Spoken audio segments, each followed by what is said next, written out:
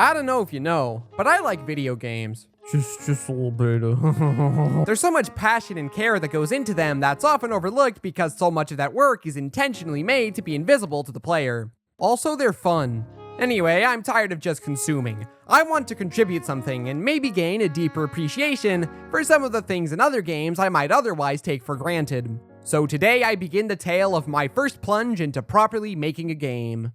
This isn't some out-of-nowhere thing. I've been messing around with a variety of game engines for at least a decade, and have had many ideas for games over the years. Most of them were trash, though there was the occasional back pocket gem. But the idea for this game is far younger than any of these.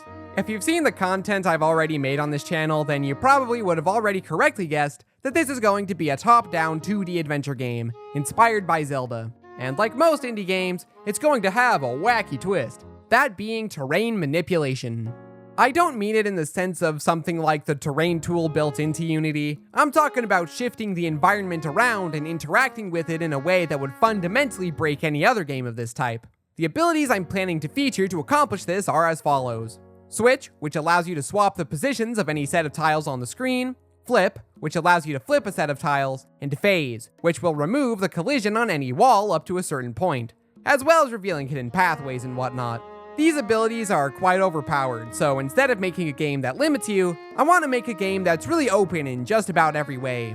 It'll be a non-linear game that you can complete in any way you'd like given the tools available. It'll also have dungeons, but the idea is to structure and design these dungeons to be closer to the more traditional style compared to Breath of the Wild and Tears of the Kingdom style. Basically, I want to blend the best aspects of both kinds of Zeldas with my own unique spin on things to prevent it from being a mere Zelda clone. I also want the story to be a major element of the game, and what's currently planned is pretty sweet in my exceptionally biased opinion.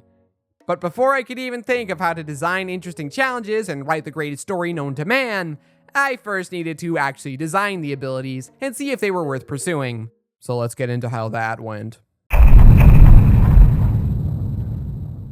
For Switch, I set up a very basic tile map with a chessboard layout to make testing everything easier. This one seemed to be one of the more complicated abilities I'd have to work on when planning the game. So I set out, and on my first attempt, the code didn't receive any errors, which is mildly concerning if I'm being honest. However, while it did switch the positions of tiles, it did so in a seemingly random way, creating a garbled, incoherent mess, which does not make for an interesting mechanic. To try and diagnose it, I first needed to see if maybe the issue was that I just wasn't selecting the correct tiles, meaning I needed to implement a tile highlighting system. It can't be that hard, I arrogantly recanted to myself. 77 lines of code and over 999 errors later, and here we are.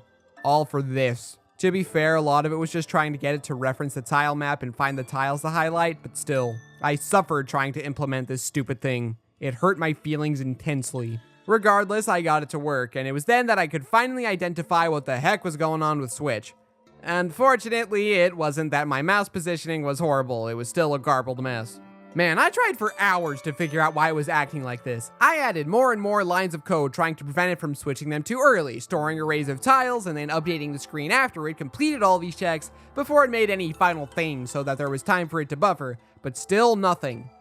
And right when all hope seemed lost, it happened. I realized that moving them back set everything back to normal.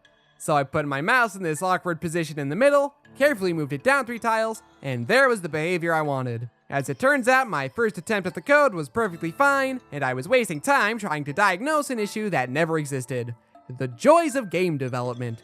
After adding a couple of negative values for the X and Y coordinates to offset what the center tile was, I finally got Switch to work. Looking back, I shouldn't have started with the chessboard. I would have been able to diagnose what was happening way sooner otherwise, but live and learn, you know. Going in, I figured that Flip would simultaneously be the most difficult to implement and the easiest to implement. The basics were simple. Just spawn in a prefab that has an associated flipping animation that replaces the ground and tile and resets it afterward. It was everything else that was a problem. To make the animation, I went into Blender, shrunk the cube via the Z-axis, aligned the camera to a top-down orthographic view, and made a 5-frame animation of it turning, shrinking it down to a 48 by 48 pixel size and rendering it out. I then went into Photoshop and painted over all of the frames to create this sprite sheet. I think it looks kinda neat, and it's certainly functional for the prototype. The next step was to make it rotate based on the relative position of the mouse to the player. Doesn't that sound exciting? This is so there's more control when the player launches themselves with it. The rotations kind of worked, but they looked off because there were only 4 positions that it should be in. Back to the drawing board I went until it was beautiful. Honestly, I just kind of messed around with a lot of the different ideas for how to get the flinging to work. The solution I came up with is a little cheeky, and it probably isn't the best, but it works. Basically, a force is applied to the player when they enter the edge collider on the prefab in the direction of the mouse cursor, giving the illusion that the prefab is doing it. There is a little inconsistency with it, but it's so minor that it shouldn't get in the way of level design. Phase was relatively fine. Working around the colliders was a pain, especially getting it to change any tile that's clicked instead of just one, as well as not having this weird reverse L shape. I had to do a few tricks to make the transparent effect work, removing the colliders and adding a script that changes the alpha value, thus making it appear as though the tile itself is changing opacity. Getting it to select more than one row without selecting multiple was a pain, but it wasn't too bad. The revealing of hidden objects was even easier. Out of all of them, this was the least harrowing to make. I did add some really good looking text to explain how the abilities work, which is so that I can send it to different people I have and get their opinion. Wait, what the heck did I write? Different friends I have and get their opinion, just jumping straight into the prototype with no guidance from me, the creator. After this, we had all of the main abilities done, which after a week and a half straight felt truly fantastic. Now that's not the only thing I added to this prototype. I created a basic enemy and tried to add multiple enemies and give them each a health bar, but that caused Unity to crash, and I couldn't be bothered fixing it, so they just don't have health bars now. There's a pit, which was a nightmare to make since apparently nobody has ever thought to share how they get it to work in their games. I just shrunk the player, and after the scale reaches 0, it respawns the player. I added a whip, and I know it looks really good, but don't worry. With enough time and practice, I'm sure you'll be able to surpass it. I had to use this disturbing function, and yes, it did make me cry. Eventually, I got it to work and damage enemies, which was a painful ordeal that I don't feel like getting into too much. I also started on another mechanic, which is the roll dash. If you have a better name for this ability, I'd love to hear it. This is something I thought of to maybe make combat more interesting. If you hold the roll button, when it finishes, you'll do an attack that's twice as powerful, but it staggers you for a brief moment. It'll also work with just about every item in the game, each of them doing something different. The whip, for example, will do a spin around the player. But right now, it's really slow and only damages one enemy and then never does anything ever again after that. And the boolean I'm using doesn't fully work, and I have to pretend I'm staggered, but it doesn't matter because it's enough to conceptualize making combat fun, okay? The last thing I've added is this little triangle, the stand-in for the companion.